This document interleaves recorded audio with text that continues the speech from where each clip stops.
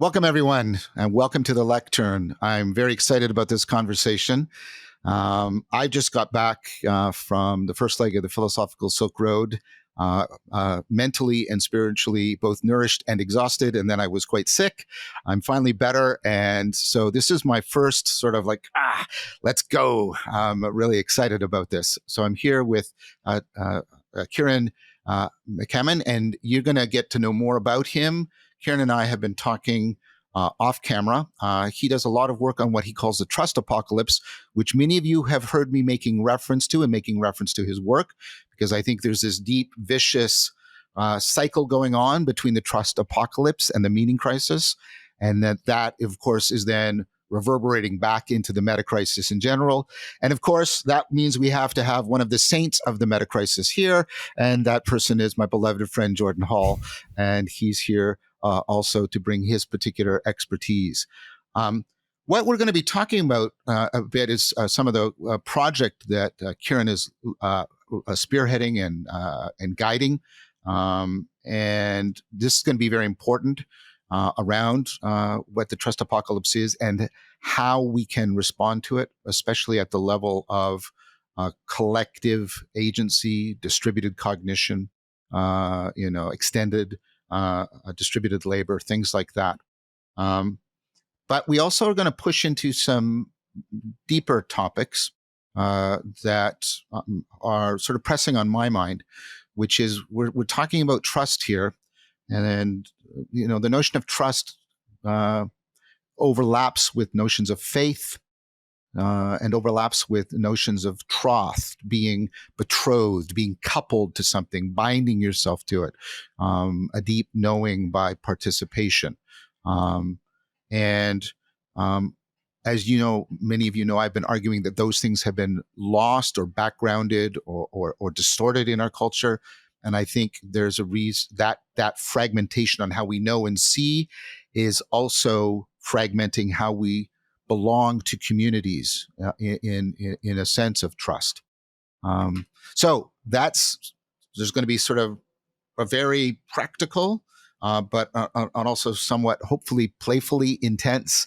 Yeah, but what is it we're talking about ultimately when we're talking about trust? How does it relate to meaning, to connectedness, to belonging, to being in right relationship with yourself, other people, and reality? How is all this working? And so on that minor setup, very quick thing, Kieran is going to maybe speak for 1 or 2 minutes and he'll wrap it all up for us and then Jordan will comment, we'll be done. No, we're planning for this to go for about an hour and 15 minutes to an hour and a half. So please stick with us. These conversations generally get into what I call dialogos. They start to take on a life of its own, right? And go to places that none of us have anticipated. And that is welcome. And I hope you will welcome it as well. So first of all, I'm going to ask Kieran to introduce himself a little bit more, say a little bit more about his overall project, and then some of the more specific stuff you were talking to me, Kieran, before we turned on the cameras.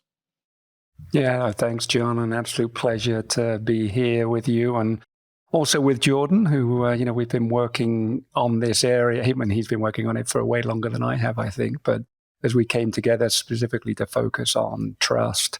So, I'm a tech entrepreneur by trade, I guess, going back to the early Web 2.0 days and out of the valley and building what we all thought in the early 2000s was, the social, we didn't call it social media net, but the social internet and connecting the world. And, as we got through that decade, everything looked like great. And you had the Arab Spring and the rise of democracy. And I kind of, through one thing and another, got out of that game in the early 2000s.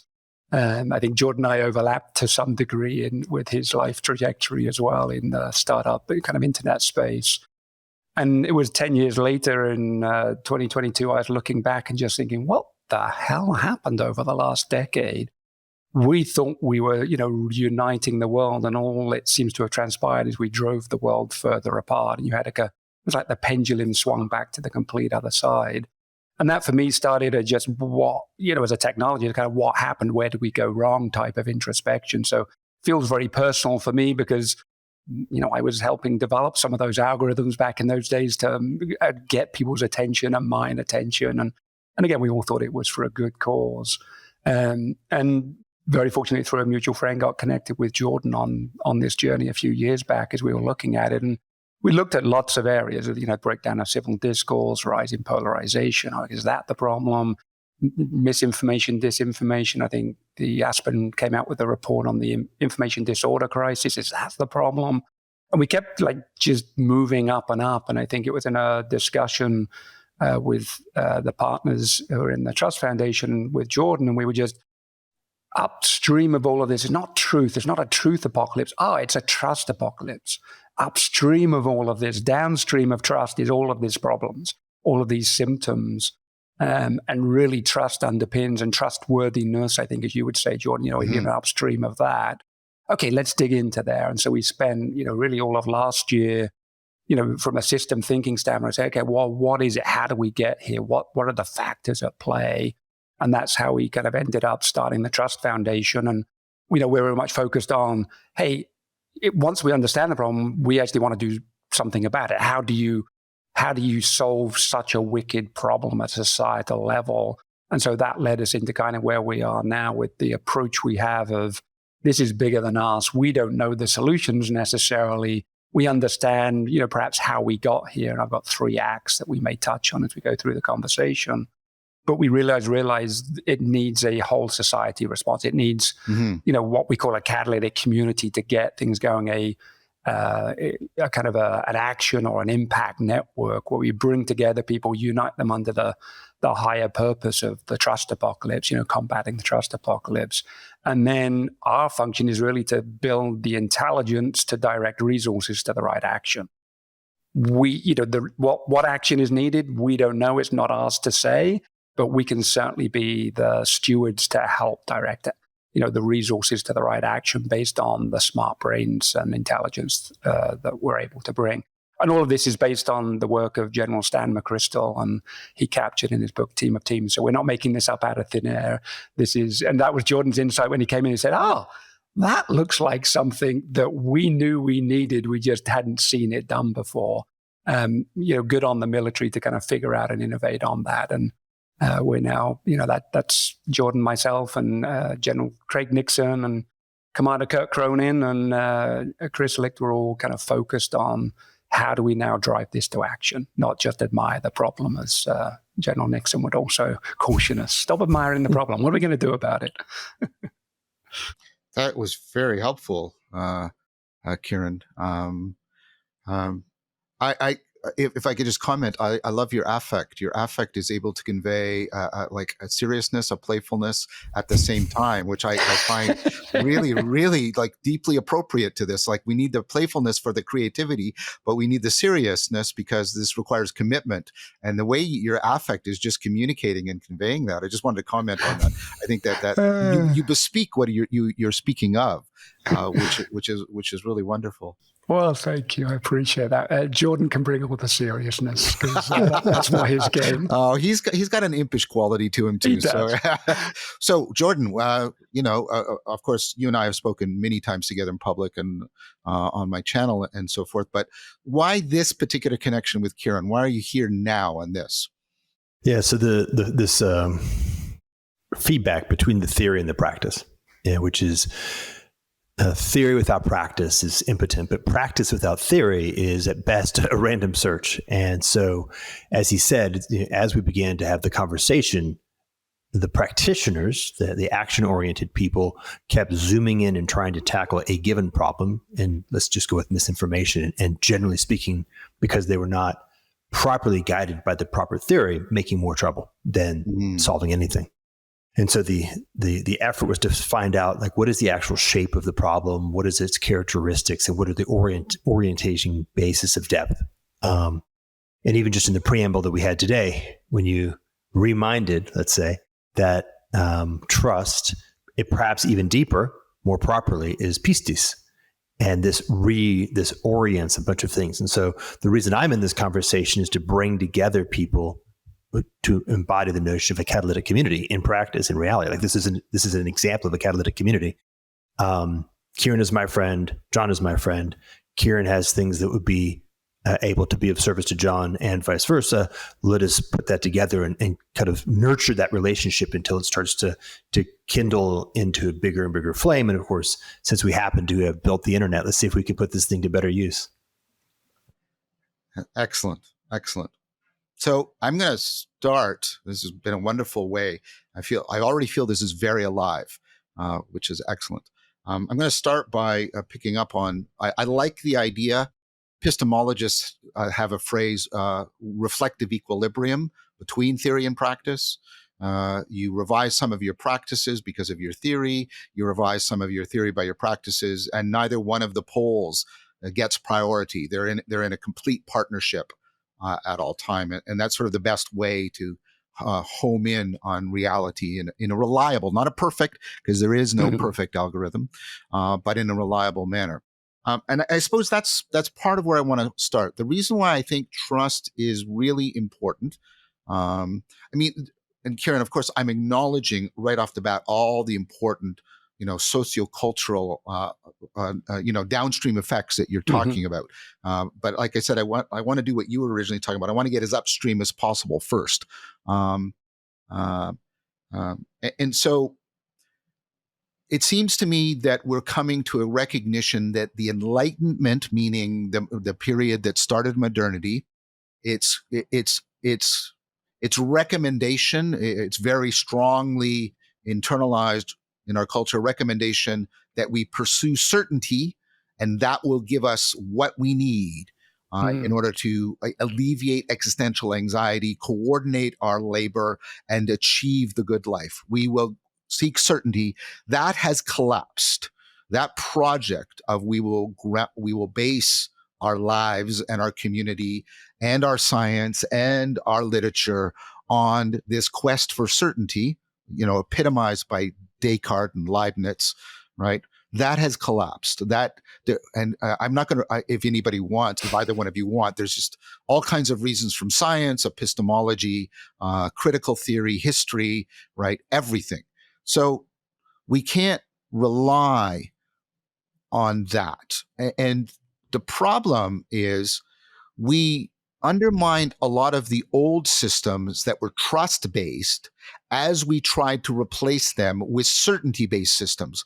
And what Weber talks about, this is bureaucracy. Bureaucracy is we're going to replace a trust network, like a kinship network, with a system based on obtaining certainty, or at least trying to approximate to it, high probability or something like that. And that has, let's first say, we went with that for a long time because it solved a lot of problems.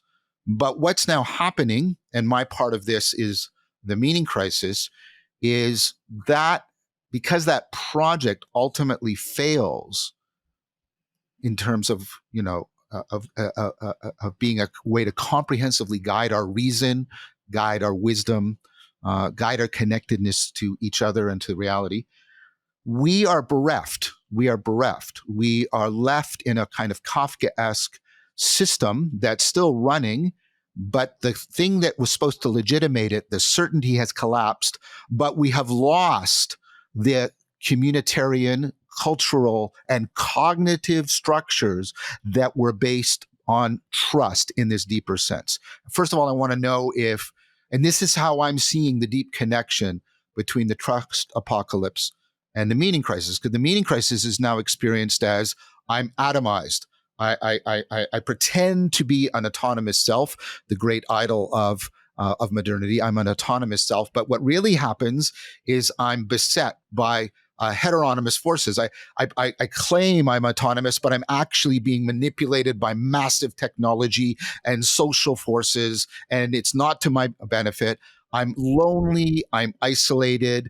My sense of meaning is completely individualized. I don't share it with other people. It doesn't make me correct myself and bind me to other people or my aspirational better self in any significant way. All of this is happening. That's the meaning crisis. And so for me, what do you think of the proposal that we're in this liminal space where we had sort of abandoned trust?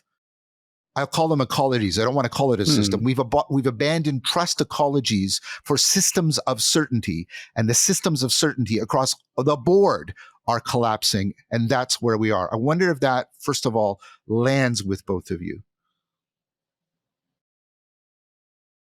Yeah, I think, conversations I've had with Jordan around the institutions, post-World War institutions, our Act 2, I think as we call it, is very much founded in every institution gets imbued with trust. As society grows, the number of connections gets beyond Dunbar, and we start to imbue trust in institutions, and obviously the life cycle of that as they become more powerful, they get, and Jordan speaks this more eloquently than I do, but they get captured and corrupted, and that's kind of the cycle we're in with a lot of the institutions. But I think if you go back to what you were saying around meaning, what was coming to my mind was just the idea of, with what you described, the atomization, which arguably that kind of the place we're at, where we all feel so disconnected in a way. How on earth could you have trust in that environment? So it's kind of, chicken and egg maybe, but it's kind of, if that's happening and has happened, well, of course there can't be trust in that environment. Trust is about having relationships, which go back to our kind of Act 1 that we charted out of back to the late 60s, certainly in the US society, of the breakdown of trust in each other, trust in our local communities. Well, if that starts to erode, then everything else compounds thereof. I think when you and I first connected, I loved, I hadn't thought of it this way, but you were explaining to me, it's just the intersection of the meaning crisis and trust. Without meaning, we can't have trust. Without trust, we can't have meaning. Well, yeah, totally. I mean, if you and I can't share meaning in life, there's no shared intelligibility. There's no shared normativity that we both commit to above and beyond our individual concerns. And that means trust is not possible between us. But because trust is not possible between us, I can't deeply understand you. I can't deeply connect to you. And that's the vicious cycle I was talking about. Yes.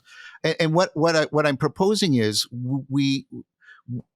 like part of how we got here is we thought we could sort of mathematize and computationalize everything. And therefore we wouldn't need trust anymore. We would just compute over contracts and compute over equations, and that would make it all run smoothly. And I take it that that's a big part of the kind of game that Jordan and others have been arguing is collapsing. And that's part of why we're here. That's what I'm trying to suggest. Yeah, so there's a bunch of things come up. One is in terms of where are we, let's say historically, right? So if someone were to come and say, we're dealing with a problem that's like a 5-year problem. This is, let's rewind the clock back to 2020 or 2015 and say, oh, there's the problem. No, the clock here at least starts 500 years ago, and there's probably threads of it that start back much, much further. That's one proposition that you're making, which, by the way, I completely agree with. The second, as you say, is that in order to diagnose properly, you have to be digging down pretty deeply. There's a whole, almost an aesthetic, which already been used, but sort of an onto epistemological aesthetic frame. What does it mean? Like when we say the word trust, what do we mean? And it's a denaturing of what trust is, let's say, or what it needs to be to actually be able to properly support the kinds of things that are connected with a kind of way that works, that will live, that will grow and thrive for a long period of time. And we can maybe spend a little bit of time just talking about why that happened and what it did and what it looks like. This machine, when you say systems of certainty, what my mind is thinking about is predict and control, which also speaks to cybernetics, which also speaks to, for example, yield optimization. So it's predict, control, and optimize, which then also speaks to efficiency. So we're starting to get a sort of a little bit of a typology of the kinds of things that fit in this bucket. Yes. And we say, okay, we can see where and how those arose, why they arose, what they do, how they play out. And then you're making a point. Let me sort of emphasize the point. You're making a point that it has collapsed. And the emphasis I would put on it is that if you can diagnose the nature of that kind of thing properly, you would say, and it had to collapse at some point. Right? Yes. So it was the kind of thing where collapse is intrinsic, and it has collapsed. So we're sort of not looking forward. We're looking back going, oh, what happened? Oh, the thing that's going to collapse, it collapsed. Oh, okay, now what?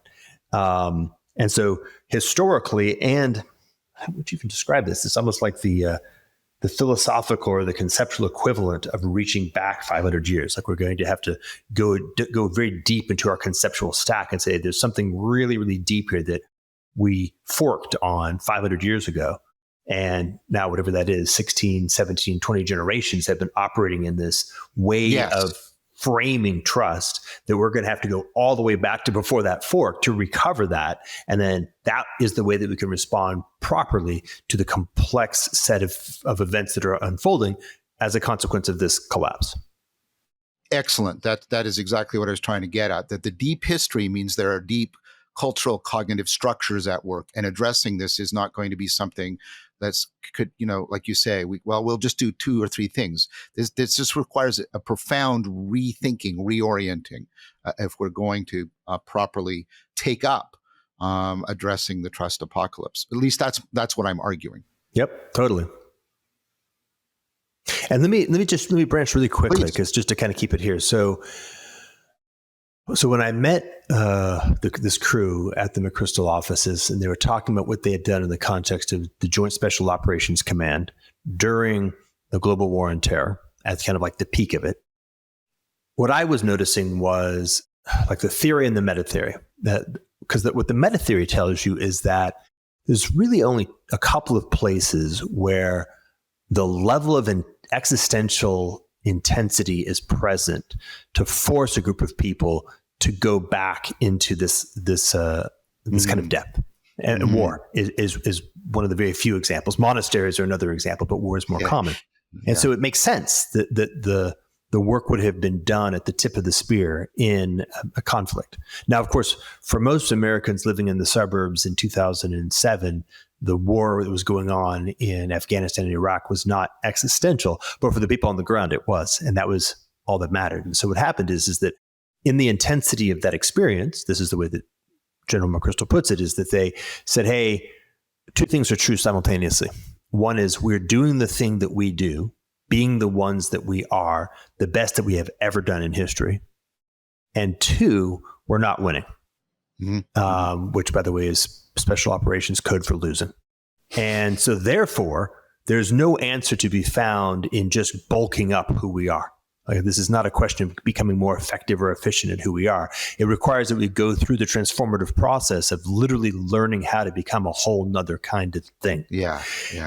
And he was able to say, do that, right? He had both the authority and the gumption to just say, okay, trigger pulled, go, and don't come back until you figured something out. And for those who like to study these kinds of things off on the side, the actual history and study of how the Joint Special Operations Command went through this process step by step, and then how it discovered the new form, which became these ideas of teams and catalytic communities, is a case study of what this would look like, both at the individual and at the collective level. So I'll just put that out there, that it looks correct from here's how this sort of thing should look. Excellent. I want to make another proposal then, if that feels okay to both of you.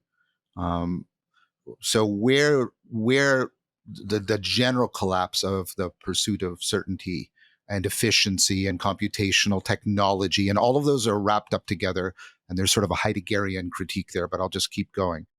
For me, this comes in because I do work on cognition, and this is around the work I do on relevance realization. To pursue certainty requires trying to take into account all possible information, both externally and internally, all possible combinations. That is impossible. And that ramifies out. That means, like in the most recent paper on naturalizing relevance realization, any attempt to apply any formal system, probability, math, logic, requires you take the statistically large world and you translate it into a small world of well-defined problems, no significant novelty. There's only risk. There's no ambiguity. And the problem is that means that formalization process itself is not capturable in a formal system, because the formal system presupposes that formalization has occurred. That's relevance realization. Okay, so ultimately, the way we're connected to reality is not through certainty, but through relevance realization, which is this kind of evolving cognitive adaptivity.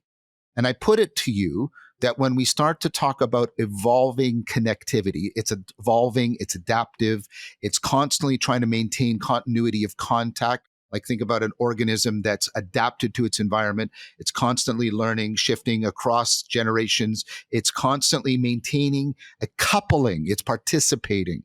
And I put it to you that that gives a creature a sense of home in a deep sense. Biologists talk about niche construction. But I think for us psychologically, that's the sense of belonging. And what I'm going to say is what that sense of belonging translates into sort of when we're talking about cognition is trust, that I am coupled to something in a way that has this important feature. It is necessary to me. If I don't do relevance realization, for example, I collapse. It is necessary to me, but I don't feel compulsive. And so let me try and make concrete examples. When I'm reading a compelling argument, I find the answer compelling but not compulsive. I can still freely choose to not believe it. I have that capacity. John Searle makes a great point about this. But nevertheless, there's something compelling. And Frankfurt calls this voluntary necessity. When I love Sarah, I cannot do any other than because it's who I am, but I don't feel that I'm addicted. I don't feel I've lost my agency. I feel like my agency is in full flowering, right? When I am compelled by the beautiful and I must look at it, I don't feel, oh, I'm enslaved. I feel instead I'm most alive, right? And when I was talking to Bishop Maximus in Rome about this, he had made an argument about Clement's notion of faith, Clement of Alexandria, and he did his argument. And I said, I'm getting from this that what you're talking about faith is this, and the penny dropped for me, is this sense of voluntary necessity that I find in reason, in love, in beauty, and the flow state. And he went, sorry, this is ego gratifying, but I just got to do it. He said, John, that's a perfect argument. And I thought, oh, wow. So I'm talking to a monk who's a bishop of the Eastern Orthodox Church, and he says, I'm getting it sort of right about what this faith is. Notice this is not believing without evidence or believing in the face of evidence. This is the sense, and my point here is like, trust is primordial because I can't get below voluntary necessity, relevance realization, that sense of reasonableness, that sense of beauty, that sense of, what would I use to judge that? Right? And so trust is profoundly fundamental. And we have this sense that there's a faith to it, which is ultimately that trust orients me in a way that reliably is going to mature me towards reality. And that's what I think the difference between faith and trust is. Faith is trust in a sense of sacredness, a connectedness to reality that is making us wiser. And I think that is what people are craving right now. So that's my second proposal. I want to bring out here that it's very, very difficult to think about well, Jordan, you and I have talked about this. It's very, very difficult to think about catalytic communities without them having some shared sense of sacredness, something that they some sense of what is real that they co-commit to, they co-couple to. Not only are they coupled to, I'm suggesting not only they are coupled to each other, they have to be profoundly coupled to the world in the right way in order for there to be a catalytic community.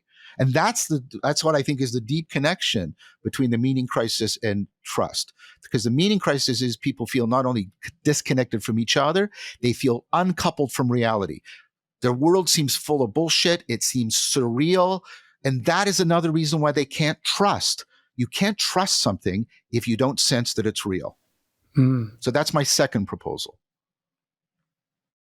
The proposal in a nutshell is that catalytic communities of trust have to be bound by some sacred canopy.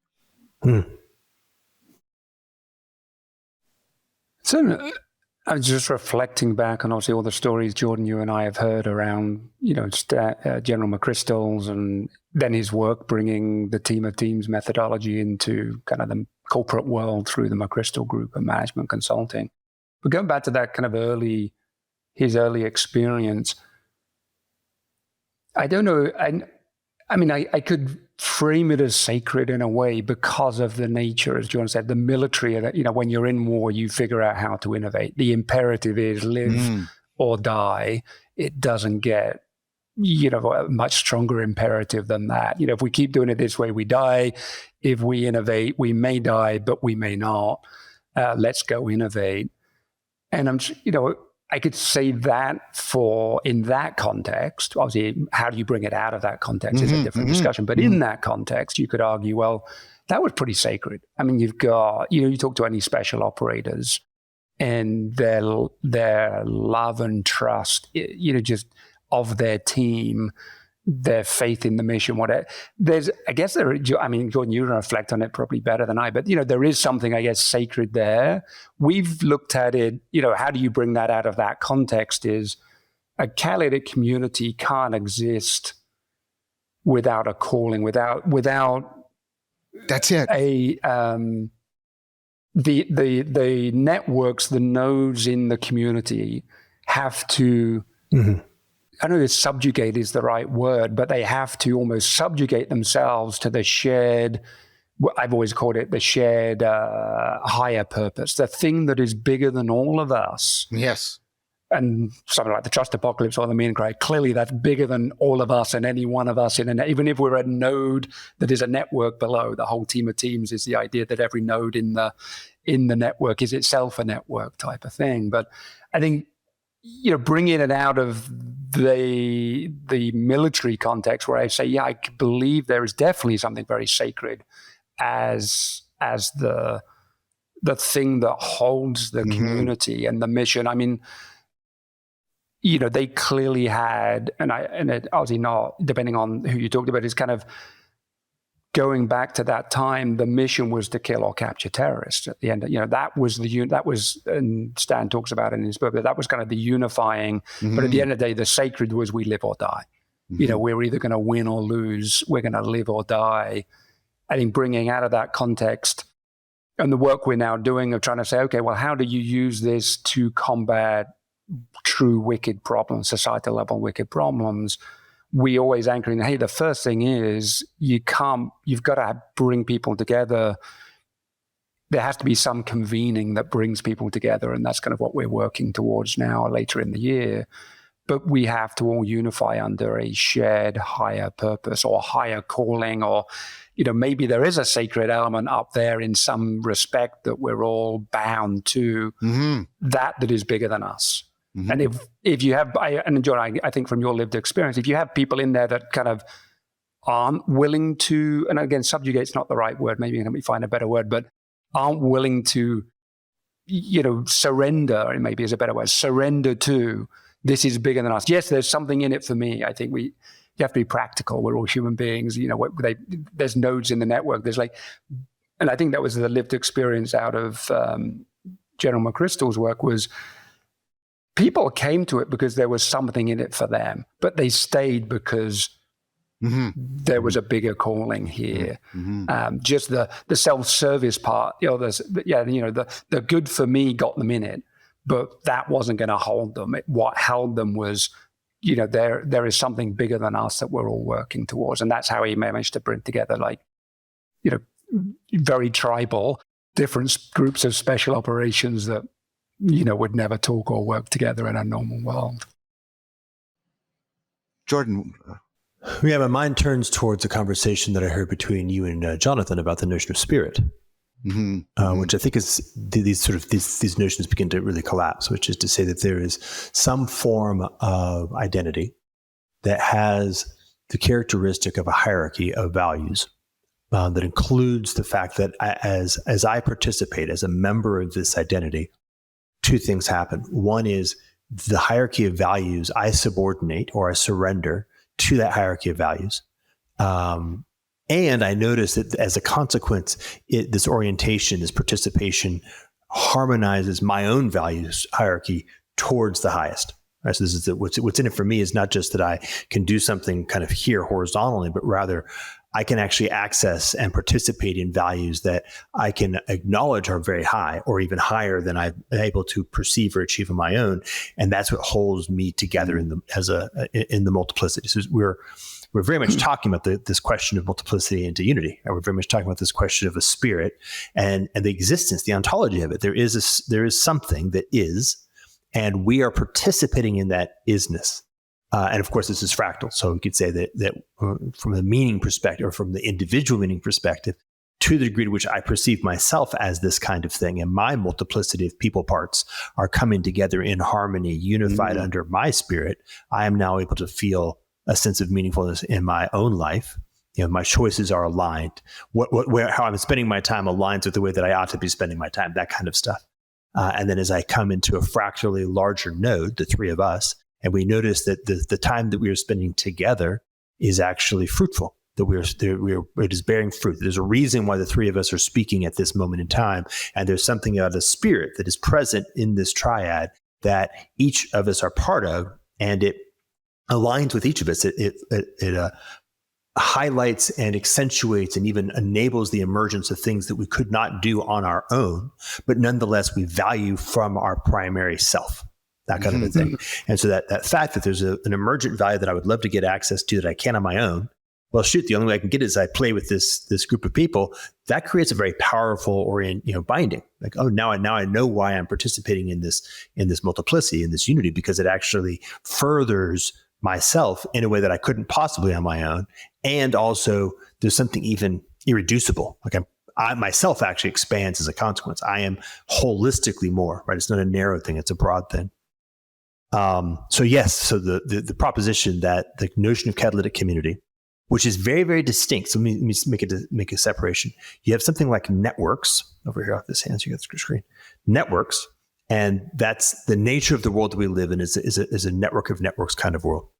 And over here you have catalytic community. And a catalytic community is what happens when you construct a way of bringing people into relationships that takes advantage of the leverage and the power and the potential of networks, but is designed around this notion of spirit, this notion of a sacredness that allows the gathering of those who are called together and on the basis of being in a network to be oriented by something which is bringing them towards a higher and towards a higher and towards a higher. And so that to participate in this very rapidly becomes the most obviously right thing that you could do, if that makes any sense, because it's the way for you to be, or not only do the thing that you value the most, but be oriented towards even more valuable things than you currently can perceive. Yeah, I think that's excellent. I mean, that's also part of the vertical dimension that Jonathan talks about faith, that sense of not only being called, but being called to something that you don't yet see, right? Yep. I think, by the way, I'm suggesting to you that the sense of being called which overlaps with the sense of being called together is that sense of voluntary necessity. When I'm called by a good argument, it's not compulsive to me, but it's compelling. It's compelling, but not compulsive. Totally. In an important way. I liked your recovery of the Platonic proposal that we get the inner harmonization and the outer harmonization, and they're reverberating with each other in this reciprocal opening way, which is the opposite of addiction. And so part of what we're talking about is what trust gives you is it gives you a fellowship of spirit, and it gives you this reciprocal opening to reality that isn't the same thing as certainty, but it's actually what can really orient you and provide you with a profound sense of meaning and belonging, and also, beauty and rational guidance in a profound way. Is it perfect? No, it can't be, and we shouldn't want it to be, because that is again to try and slip back into a notion of certainty, at least one notion of perfection, the standard notion that we have right now. So if those two proposals are in, now I want to present the problem. Given this, we face two things that make all of this problematic, which is a technology that is designed to atomize us, cut us off, reinforce our narcissism while making us, bullshitting us about giving us autonomy. This is what you both reported you realized, while actually making us like the servants or the slaves of heteronymous forces that are like almost demonically possessing us, to speak mythologically. And so that we have a technology that's driving us in exactly the opposite way, fragmenting us, making us profoundly egocentric, disconnected, make us suspicious. The hermeneutics is suspicious and cynical of everything beyond our impulsive desires for quick pleasure. I'm being very hyperbolic because I'm trying to really put a point on this, right? And then we have, and we might think of that as an evil, wicked problem. Sorry for the bad pun there. But then we have, I think, I think it's a wicked problem, but I don't think it's evil, which is one of the things that's happened because of this technology of connection, not connectedness, but technology of connection, is we have come into a profound historical and cross-cultural pluralism that we can't ignore anymore. There is the deep problem of how do we get a shared sense of, I mean, I will talk, I'm obviously concerned with one particular aspect, but I'm not claiming it's exhaustive. So for me, the philosophical Silk Road is about this problem. How do we get a shared sense of the sacred between the Buddhist and the Christian and the Muslim and the Jew and the indigenous person, such that we can deal with the global problem of the trust apocalypse and the meaning crisis? I'm not saying that's the only version. You understand? I'm just using that as an example. So we've got two issues. We've got the problematization of our deep interweaving with a technology that is driving us into cynicism, suspicion, self-centeredness, and impulsivity, exactly the opposites of the kind of stuff we're talking about here. And right, and then the discovery of a cross-historical, cross-cultural, deep pluralism that we can't pretend isn't there anymore. Right, and we can't. Well, we'll just conquer you and destroy you, or your sacred is just an immature version of mine. Those strategies I don't think are available to us anymore. So these, I mean, I'm sure these aren't the only problems, but given the that we've moved, the two proposals seem to have landed. We've got some common ground. I can now say, well, we face these two deep problems about this. And I want to bring both the, I'm working, and Jordan's been advising, and Kieran, you know about this. I'm working with Sunday Labs to really try and address, like, can we not only create different technology, but a different philosophy of technology that will deeply address how distrustful technology is making us. And that has to do with how do we properly give a sense of privacy to people? How do we balance privacy and participation that affords trust rather than cynicism and nihilism and narcissism? And then the other one is the philosophical Silk Road project for me, which is how do we build a trust that requires some shared sacred across different communities of sacredness? Because what I assume what we can't do with the trust apocalypse is just do like our groups we trust, because that's just the us and them. That's what I'm saying is we can't default to a tribalism of trust, or else we're in a performative contradiction writ very, very large. So those are the two problems. I'm not claiming they're exhaustive, and you each have 30 seconds to solve them, and then we'll turn them into concrete policies for politicians and economists, and then we're done. So who wants to? First of all, I'm open to you challenging me on these problems, but I am presenting them given the two previous proposals.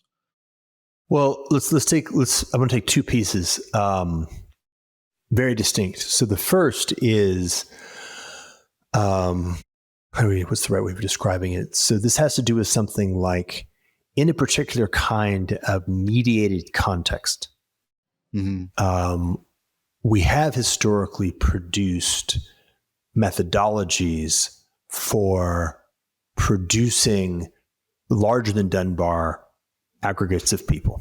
And so we have basically, I'm recapitulating some old stuff for me. So we basically have the indigenous mode, which has a way of holding together groups of people roughly at different levels of Dunbar. And it's a whole methodology, a whole bunch of stuff that goes into that. And it's all, it's interesting. It's many different versions of the same thing, more or less. Then you have this other mode that emerges, which I'll just call civilization. Other people might differ on exactly what the proper word is there, but in the past I called it game A just to make it, a unique signifier. And the key thing of civilization or game A is that the primary binding mechanisms are formal narratives, which include legal structures, right? Formal legal structures, not common law, but codes, legal codes and things like that. And the institutions, because if you think about an institution in the civilization sense, you can find the formal narrative that defines its boundaries and its operating methodologies. So formal narratives are the thing. Now, formal narratives, another word for that in certain contexts is paradigms. Okay, and now we have now spent a little bit of time critiquing the limits of paradigmatic methodologies in binding groups of people. So now the first part, so this is Roman numeral 1, the response to the problem is we're dealing with a novel methodology. We actually have to enter across. We're exiting the era where formal narratives and whatever the tools you want to throw into that toolkit produced a way of getting groups of people to work well together. And we're moving into a new set of methodologies, of which this network of networks, et cetera, are part of the toolkit. And that's very, very important to keep in mind, right? Because to the degree to which you're intuitively going to want to import methodologies from the past 2,000, 5,000 years or so, you're going to have to be very careful to make sure that you're not accidentally importing a way of doing things that can't work. Now, this goes back to, again, I'm repeating myself in terms of like the cybernetics and predicting control and systems of certainty, et cetera. And then the other piece, the second piece is, and I can vaguely sense it, but I can't quite get there, which is something like the real transcendent. And this is to say, I want to separate a formal narrative that endeavors to articulate the real transcendent, but is ultimately articulating it as a formal narrative, which some might know as a doctrine or a creed or a schema, a story about what our values are and who we are.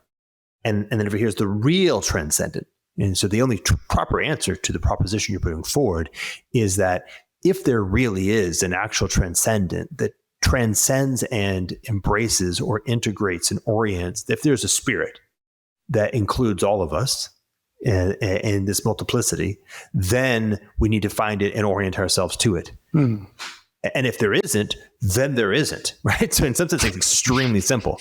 The answer to your question is radically simple. If in reality, there is a spirit that transcends and yet embraces, includes, integrates, and supports in a way that is considered to be healthy and whole. Just like the three of us, there's a spirit that holds the three of us. And I do not feel this spirit as addictive. I do not feel this spirit is tyrannical. I feel this spirit as voluntary compulsion. Was that phrase? What's the phrase? Voluntary necessity. Voluntary necessity.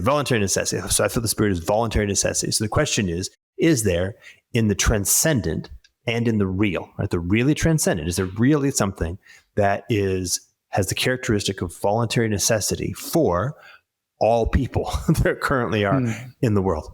And then what happens is that to the degree to which we collectively point towards it and orient to it and embody it, and it has this characteristic of voluntary and necessity, then people will choose to participate. And as they choose to participate, they will notice that it is in fact increasingly bearing fruit. Right? It's orienting their lives more and more towards all the things that they value the most and having all the characteristics we were just talking about. So I see it as very much, weirdly enough, this is exactly, I think, the end point of this idea of the catalytic community. And I think it's TBD. Like, I don't think we actually know what the topology of humanity is. It may be that there's actually some weird fractal construct where there's, say, three distinct spirits that are able to be in something like relationship, but not fully integrated. Or maybe there's one. It's probably not, or maybe there's a very large number. There's probably not like 5. Kieran? I go back to something you were saying as we got into this particular thread, certainty versus trust. And it just struck me as a human being, would I rather have certainty or trust?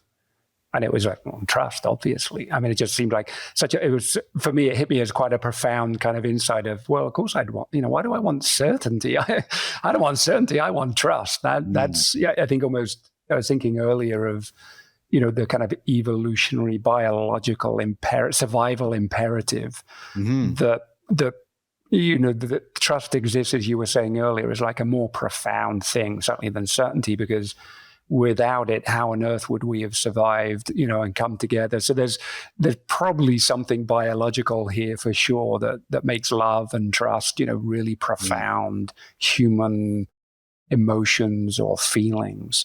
So anyway, that was a bit of an aside. I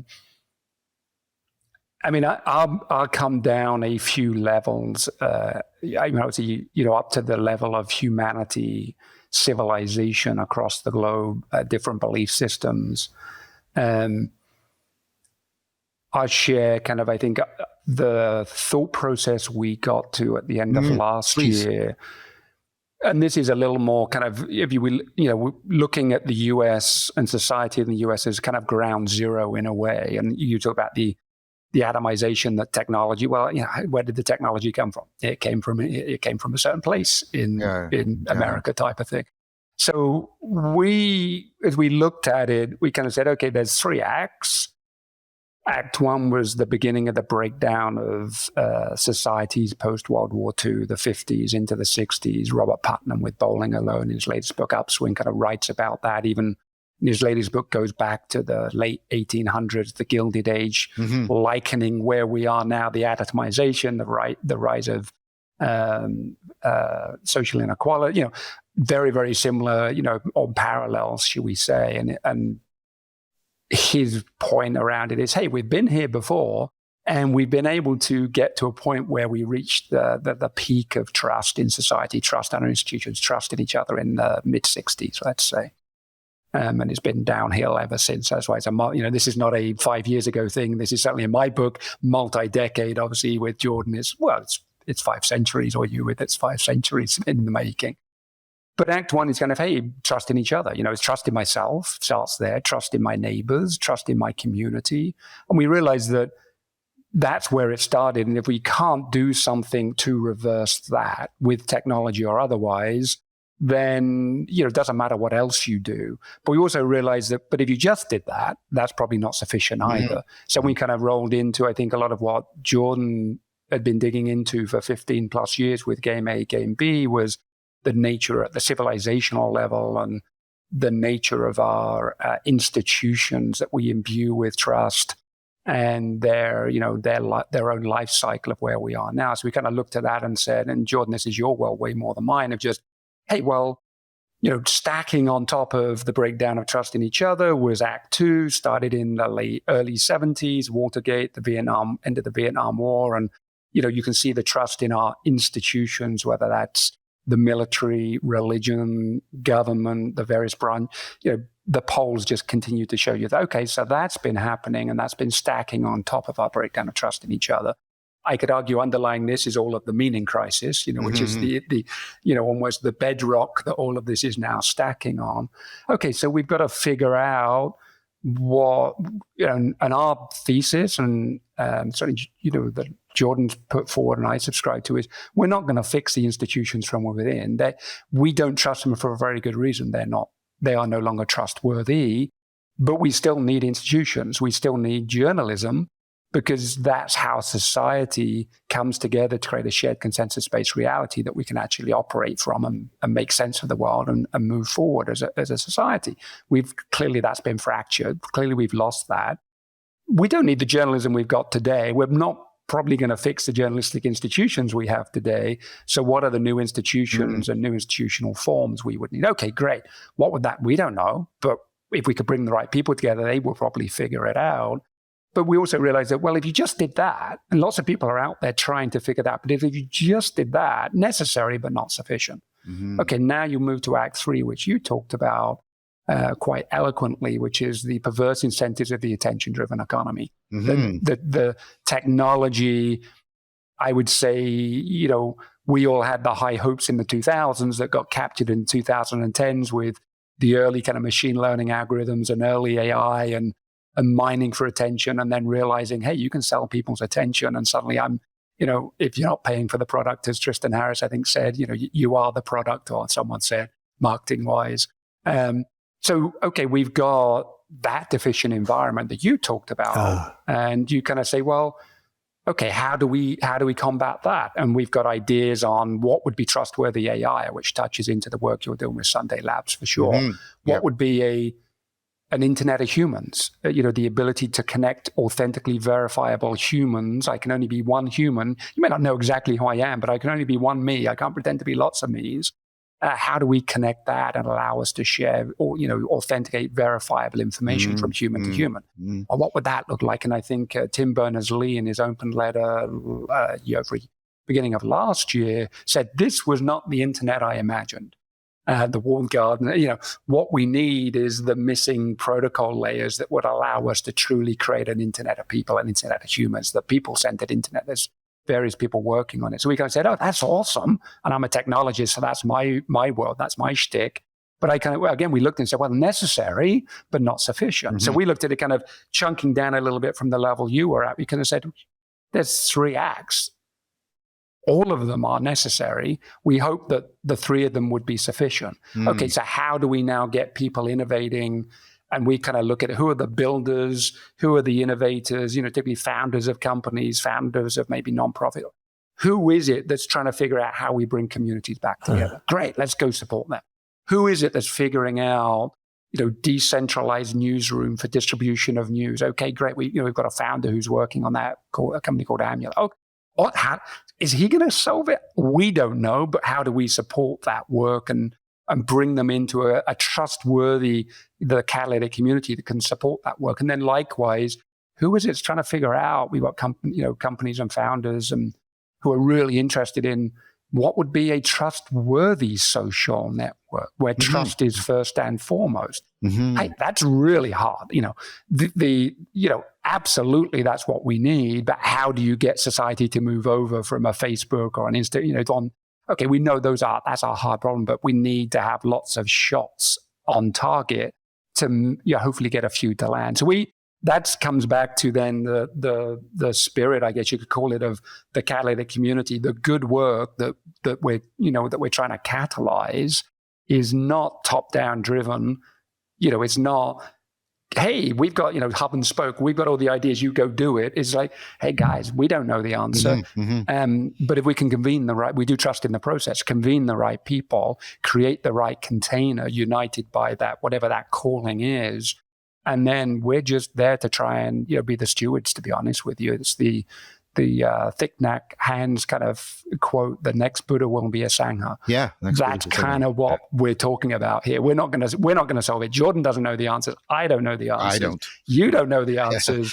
But if we all can, the community of practice, if you like to use that analogy, the catalytic community is the community of practice. And we all owe it to society to be part of that practice. And that's the catalytic community that we, as Jordan said, somewhat TBD. We've seen it work in different contexts. The military. We've seen it work in corporate America, if you like, in a management consulting context, that same team of team idea. I don't know, I wouldn't say we're the first, but we're certainly the ones that are kind of saying, okay, now how do you get those dynamics to align when you're talking about bringing people together on a volunteer basis into this community? So we've got our theories on that, but I'd say I don't know if that solves your the thesis you put out there at the higher level. Is kind of, hey, practically, here's what I think we could do here today within the society we are, and if the US is ground zero to a degree US society, then we think the ripples will also go out if we can make headway here. That would be my take. Jordan, I think you've got way more to add. Jordan wants to speak here, but I just want to say, Kieran, I think your answer is honorable. I wasn't expecting the equation solution. I was posing a problem, and I wanted to know, how do we orient properly to this so that we can, with virtuosity and virtue, address it? I wasn't saying, like, give me the recipe that will resolve these issues. I think what you're doing is exactly the right thing. And like I say, I think that the work I'm doing with, like, like Chris and I and Jordan to some degree are doing with Sunday Labs about like how can we create a technology that becomes trustworthy for people, that gives them, protects their privacy while affording their participation in the social world in a way that actually empowers their agency rather than giving it away to bad faith actors and corporate manipulators. I think that's part of it. I wouldn't claim it's the whole solution by any means. And so this is what I mean. I'm concerned about how this, and then I'll let Jordan speak because I know he wants to speak. I see what you're saying. I want to push a little bit harder. So first of all, remember that I just said your answer is very honorable, and I like it. But I want to push on like America is in an ideological pseudo-religious civil war, right? And it's not like the pluralism is out there. It's what Morton calls a hyper object. It's viscous and we're in it. It's insidious in us. We can't just say, well, those are big. No. The problem of pluralism, which is, that we now have evidence from Pew Research that we've had a flip. Think about this. This is profound. People's political orientation is predictive of their religious orientation rather than the other way around. There has been a flip in American culture at a fundamental level. There is this adversarial, this is pluralism in its noxious shadow form, which is, religious civil war at fractal levels. And so I want to push on how do we address that? I talked about it cross-culturally, and I don't want to give that up, but I want to say this is a hyper object. It's not just cross-cultural. It's viscous. We are in it. It insinuates into everything we're doing. Okay, that was my little pushback. While honoring what you said. I'll pass the mic to Jordan on that one. Yeah. But Kieran, first of all, you did hear by saying that I think what you're doing is honorable and good. Indeed. Yes. Well, I'll spend maybe a few seconds on this topic and then breach the new one that I want to layer in. Part of what we're dealing with is actually the late stage consequences or the inevitable consequences of structural characteristics of the environment in which we operate. So, for example, the way that the internet was designed, you mentioned this also, John, the way the internet was designed technically, the way the internet has been guided in design socioeconomically, intrinsically produces things, for example, like polarized hyperconflict. Yeah, right? That's true. Just a thing. And by the way, a first past the post winner takes all political system intrinsically creates two distinct and increasingly at war forces that are increasingly looking at an existential conflict to control the wheels of power, the instruments of power. So we should be aware of that. And I'm actually going to go maybe several levels deeper than that because it was weird. Something came to my mind, which I haven't thought about in a long time. One of the first essays I wrote back in 2014 was called The Coming Great Transition. And it's weird because 11 years later, we're very close to that moment.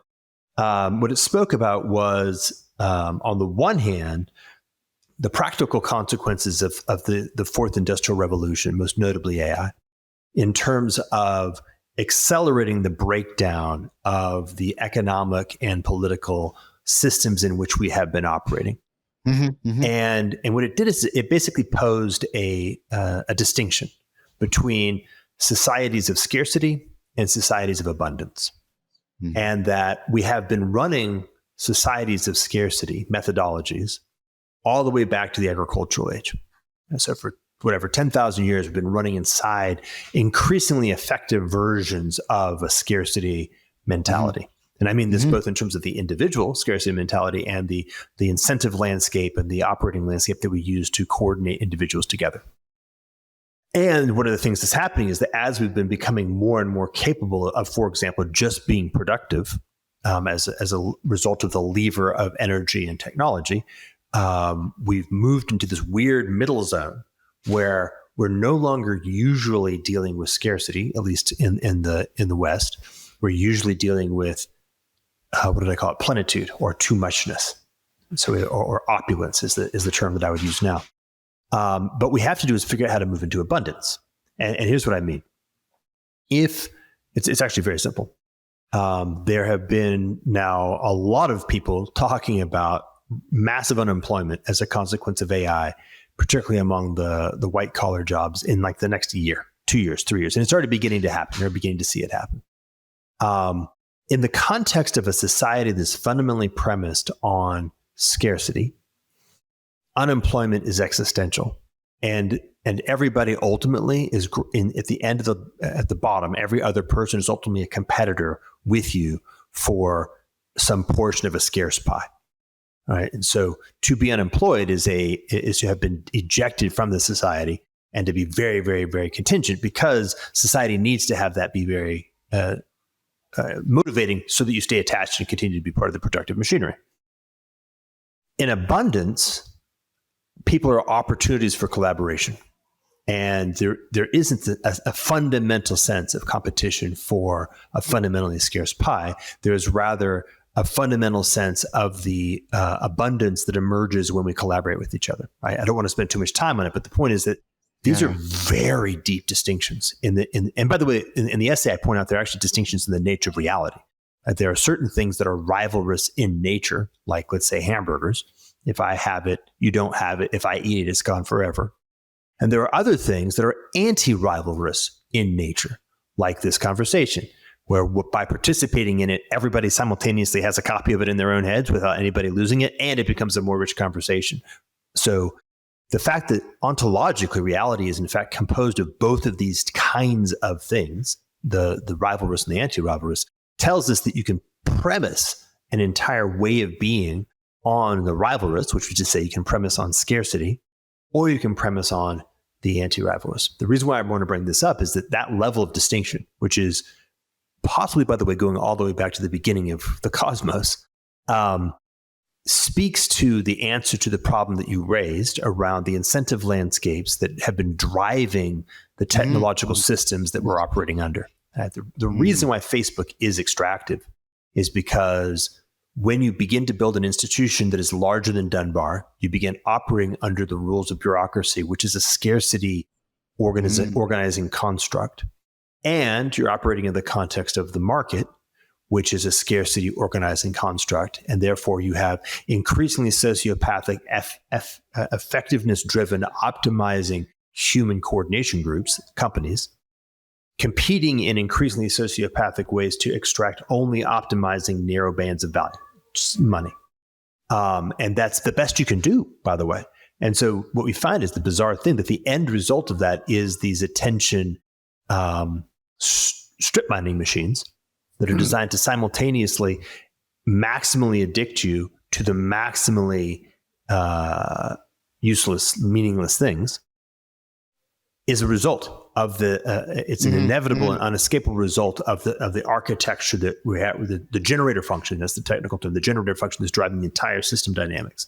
So what does it look like? And this is not trivial at all. Like I asked the question 11 years ago, and the answer has not been even vaguely fully resolved. What does it look like to actually repremise on abundance? But the key thing that's happened in the past 10 years is that we've actually moved through that portal, meaning it's not that we don't want to live in the societies of scarcity because they're ugly. We don't want to live in the societies of scarcity because they are DOA. We're leaving them one way or another. And the best result that is currently being bandied about in Silicon Valley for the consequences of technological unemployment is universal basic income. And I can tell you that's a terrible result. That's roughly the equivalent of methadone. So this is another version of the crisis. Another version of the crisis is if we don't find a way to discern properly, it's so self-referential, to operate from an abundance mindset, to become capable as individuals to participate in the world in that fashion and bootstrap that into an entire operating methodology for a group of people, then the logic of scarcity also dooms us. And okay, so that's that. Well, first of all, I want to say I think that's a brilliant insight. I would say it's something like this. It doesn't capture all of the nuance and complexity, but my proposal about sort of the formal computational systematization, the bureaucratization, is half of that sort of deep grammar. The other half is it sees itself as responding to an endemic scarcity that will never ever be alleviated, and those two are actually feeding each other. Is that fair? Yeah. A fair way? Yeah. Quite. Okay. So then I want to respond to my proposal of the problems and also to what both of you have said. So I'll start with something that doesn't sound like it's connected, but give me a minute. So if you take a look at, this is the problem of proper pluralism. I'll come back to the technology thing in a sec. If you take a look at people cultivating wisdom, people in religious traditions do better than people in secular traditions. That same data also shows there's no deep difference between the religious traditions. Which means, and I'm not saying that the doctrines don't matter to people, the doctrines matter to people, but the doctrines mattering to people isn't doing the heavy lifting in the cultivation. Keeping both of those is tricky.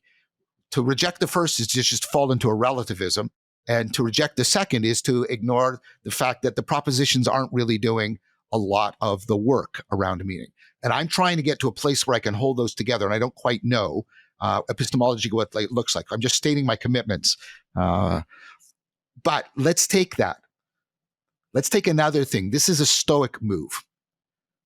What's always good? Is friendship always good? No, friendship can, fail you and blah, blah. And they go through all pleasure, all these things, power, fame. And then they say, what's always good? Wisdom. I'm proposing to you what the abundant life is and why it is available in a cross-cultural pluralism, which is we can share a profound love of wisdom. Why is this important? Because although in many ways we are moving into abundance, one place where we are deep in scarcity right now, Jordan, is meaning. We are in a scarcity mentality around meaning. The thing that's doing that is because, well, there's lots of historical reasons, but as I've been suggesting, the atomization of meaning and making it a personal preference rather than the cultivation, a shared cultivation of virtue and wisdom. I think that's what addresses the scarcity of meaning. It's something that we could all love together, and it gives us the capacity to realize something, which is, I'm going to make a proposal to you, Keiron, especially, because I've been thinking about the question I posed to you. When do I find people trustworthy?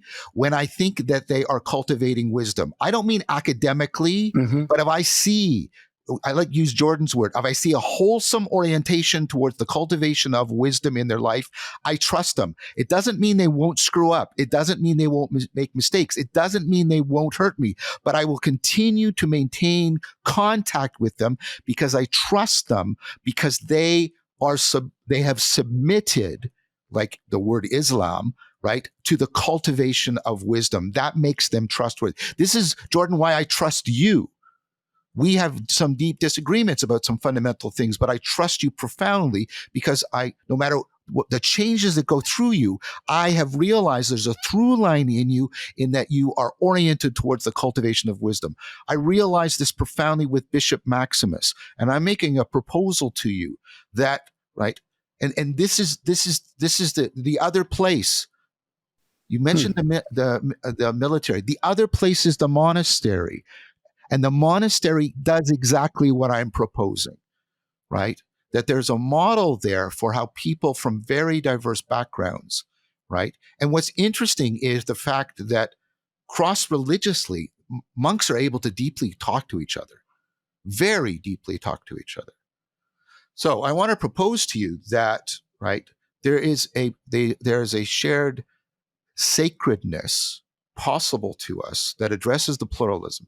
How does it address the tech? Because I think if we start to cultivate wisdom, we cultivate the discernment, we start to make each other trustworthy again, we start to relieve ourselves from the scarcity of meaning, and we start to make, right, our use of the technology governed by something other than market dynamics. That's my proposal. I like the proposal. I mean, what came to mind, Jordan and I have had discussions upstream of trust is trustworthiness. Mm-hmm. What makes someone trustworthy in my eyes? What would make an institution trustworthy or a source of information trustworthy? And I like that kind of precursor of an orientation towards wisdom. I mean, that's not information. Information, we got plenty of information. Exactly. But wisdom is the embodiment, the hard lessons learned, get reflected back in the wisdom of the individual or maybe even the institution or an entity. And also kind of, so again, for me, I was just going to the indigenous culture, the wisdom practices of indigenous culture and the high regard of the elders or the shaman, the wisdom, the holder of wisdom in those societies. I hadn't thought of it. I mean, I love Jordan. We know your thought, but I love the idea of, it's almost like there's lots of theories, I think, psychologically and studies on, what makes someone trustworthy, their handshake or this or that. It's kind of, that's interesting. I would trust someone who exhibited wisdom. I'm willing to trust. And here's one more thing before you reply, Jordan.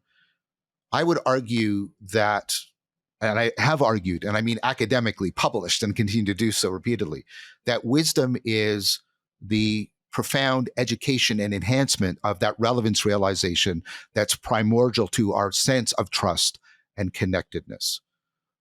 What is the wise person? The wise person is the person who, in a situation of uncertainty, novelty, ambiguity, etc., can zero in on what's relevant and shape their agency to actually couple to that situation appropriately. And that is why we should trust them.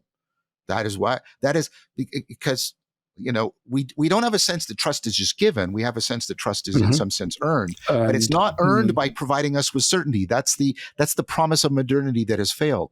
It's earned because you get an ongoing sense. The person calls to you, voluntary necessity. There's a beauty in the way they live, such that you say, that person is oriented towards. They love wisdom, and again, they don't have to be professional philosophers. That's not what I'm talking about. I'm talking about what Thich Nhat Hanh was talking about. I'm talking about that sense, and that. Well, I'll shut up. I'm excited about this because this is part of what's coming out of the philosophical Silk Road for me. Is what would allow the Christian to deeply learn from the Buddhist and the Buddhist to deeply learn from the Christian without either one of them saying, "You must become what I am." I noticed that the construct, and I think this is extremely meaningful, is not that someone has wisdom or is wise, but loves wisdom. Mm-hmm. And by the way, this significantly hits the tone or the bell of love, because love is not trivial. It's not that they feel inclined towards wisdom.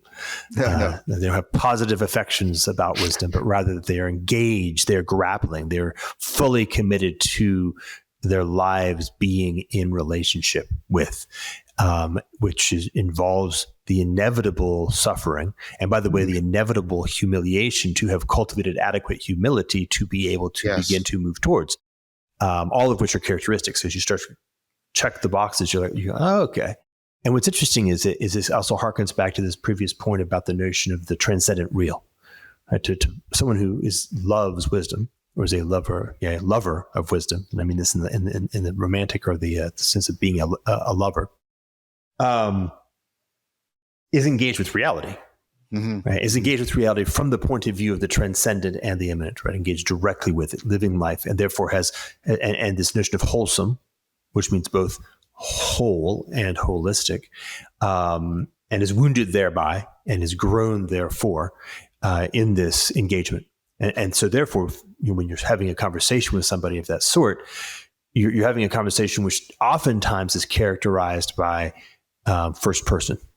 It's characterized not by throwing forth semantic constructs that you didn't create and didn't earn, somebody else told them to you and you could copy them and throw them out there, but rather there's a feeling of depth. There's a feeling of, oh shit, yeah, you actually, this is a wholly owned thing that you are conveying out there, which implies, by the way, richness and implies nuance. And this is therefore an individual who can perceive my wholly owned thing with the appropriate level of care and understanding to listen and be like, wow, this is by the way, the deepest understanding of this thing that I try to put out there called the rule omega, which is that in the context of a shared love of wisdom, and in the context of having suffered life richly, we can begin to have a conversation which recognizes that my experience is my experience, and to the degree which it can serve you, hallelujah.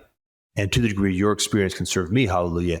And then we notice lots of disambiguation that will tend to occur in words, right? We won't fight over the meaning of a word, because what we're looking for is what's the meaning of the word. And as we get more nuance into it, we're like we've said, okay, trust, peace, this is interesting. Now I get it. I've had an experience like this. And you go, yeah, okay, that reminds me of this. And then something begins to flourish between us. And that, by the way, is also the characteristic of this thing, abundance. What was the other side of it? Oh, so the other side of it was, okay, what does this look like as we begin to scale or grow identities? So I can say that John is a lover of wisdom. Kieran is a lover of wisdom. Say Jordan is a lover of wisdom. What is this triad? What is it? What happens when there's a way for us to bring this? And this is kind of the wisdom tradition or wisdom lineages. But what does it look like for us to cultivate ways for us to encounter each other, such that the identity of the triad itself has something like personhood to it. Itself has something like lover of wisdom. And this, you've talked about this, dialogos. So dialogos is we've entered into an arena. The distinction between debate, dialogue, and dialogos is the continuity or the continuum between intelligence all the way through into lover of wisdom. And we're now loving wisdom together. And there's something even more powerful and rich to that. And there's something about that which is normative. There's ways to do it properly, right? There's a practicum. I think this is actually correct. And so, for example, Kieran, bringing this back all the way to the notion of the trust apocalypse, if you inject that formally, like this is part of the key elements, like the ingredients or the richness. Yeah, I'm almost feeling ingredients like in a cake of what the catalytic community has to have. Like if it doesn't have that at the beginning, it's not going to move forward. If it thinks that it's just purpose, or if it thinks that it's just intelligence, then it's in violation of its own essence. But if it recognizes that this notion of a mutual love of wisdom, which again, I'm sorry, I apologize, but it's like, if I take it all the way back to the base case of the existential crisis of war. Well, wisdom is the way that you navigate war properly, because your choices matter. Athena. Yeah. Athena. Yeah, that's right. That's exactly right. People forget that. That's both sides. She's both sides of that equation. That in war, your choices matter. And so you have to be able to have relevance realization. You have to know, what should I be using my scarce time and energy on so as to make the most meaningful choice, which is to say, make the choices where I don't die, which is, a base case. So it's important to recognize that it is not, intelligence matters, but intelligence is put into the right chair, which is on the left-hand side of the throne. And it's not making the decisions, because wisdom is the faculty for making effective choices in the context of reality. I would like to say that I think I like this, that bivalence that's in Athena. I would say there's the military deals with physiological death, but there's also death of agency, there's death of selfhood, and there's death of personhood. So you can make decisions that are not only life and death at the level of your biology, but that are also life and death for your agency, life and death for your selfhood, and life and death for your personhood. And Jordan, of course, you did a lot of work around that, around discussions about sovereignty, which I take to be the loss of, like, potentially the death of personhood or selfhood in important ways. And so I think if we extend the life and death choices to not just mean physiological death, but death of agency, death, or at least harm to, but I'll just use death of agency, death of selfhood, death of personhood, then I think I think the Athena model is now totally applicable across the board. Yeah. I mean, the term that I would use there is spiritual war, which encompasses all of those characteristics. And I should point out, by the way, for those who are keeping track, is also the form of war that is the current state of the art from the point of view of the military. And fourth generation warfare focuses on agency and personhood because it's just a lot more subtle and much more insidious and therefore can get through the cracks. And that's another way of putting it, right? We are engaged in a spiritual war. And by this we have to recover the sense of war, which is to say that war is full stake. When we say we are at war with something, what we mean is that we are all in, that we either are victorious and we come out the other side having navigated a hazard of tremendous import, or we have died in a sense that matters, whether it's physical or psychological or whatever it looks like.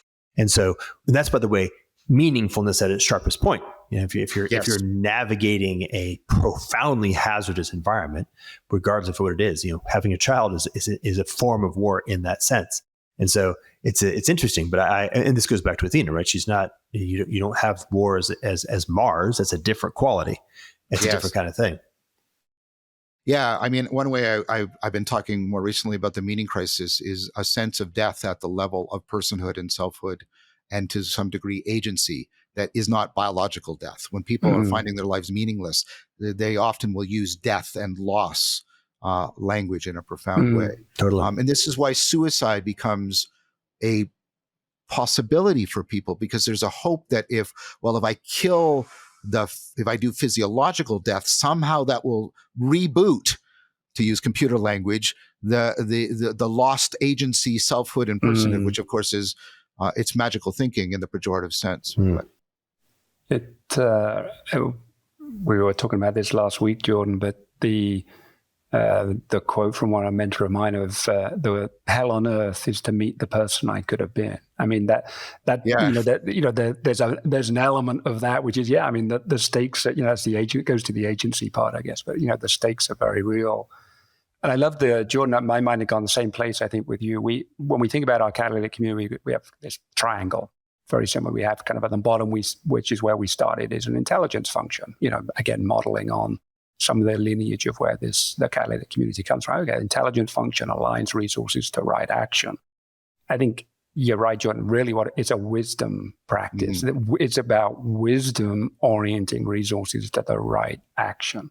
That's at the heart of the engine, if the flywheel or whatever it is of the catalytic community is. It's not an intelligence function. The idea of the catalytic community is the generation of wisdom. So this is one of the reasons why part of why I'm here is also to make people aware of Sunday Labs. Part of the reason I'm attracted to Sunday Labs is a deepening commitment to both sides of this. The idea that we could make a trustworthy and a trust engendering, not just a trustworthy, but a trust engendering technology, and then bind that in a deeply philosophical vision to the cultivation of wisdom, the enhancement of agency, selfhood, personhood, proper balancing between individuation and participation. That's what's going on in Sunday Labs. And I see a deepening appreciation and understanding of this, and a deepening commitment towards it, which means I don't think it's the whole answer by any means. I mean, Kieran, you need to keep doing what you're doing and everything. I'm just saying that I want to put that out as I want to move from an abstract. John Vervaeke is trying to say that he has a specific commitment to a concrete example that is trying to do what we are talking about here. He's not claiming it's exhaustive or anything like that, but he's claiming that it is plausibly realizable, and therefore it is worth my time and effort. And I have a strong sense that is also the case with you, Kieran, and also for the communities and the groups that you're pointing to. I'm trying to end on a note of rational hope. Look, there are real projects and real communities and real practice. Like there's a lot of real that's happening. We've been talking very abstractly, and I've been posing problems, and I think we should. But I want to end by saying, I have two. The Philosophical Silk Road and Sunday Labs. Those are the two things. And I'm saying to everybody, and listen to Kieran and get involved. Listen to Jordan, get involved. They are both pointing to networks of, right, that can become catalytic communities where a lot of real things are taking place. This is not pie in the sky. Mhm. This is not just abstract talk. This is happening, and you, people who are listening, you can get involved. You can participate. You can make a difference. One of the things going for you is that we are at a chaotic time. When systems are in chaos, the inertial capacity of the system to clamp down on individuals is loosened, and individuals can make dramatic difference. Now's the time. I'm going to wrap it up here, but I'm going to allow Jordan first and then Kieran to have the last word. I'm happy with where you finished. That's great. Kieran. I love that framing. And I will say the thing that got me into this is the quote, I think from the Talmud of, "You may not finish the work, but neither are you excused from it." Excellent. What a great ending line. That's fantastic. Thank you very much. Thanks, John.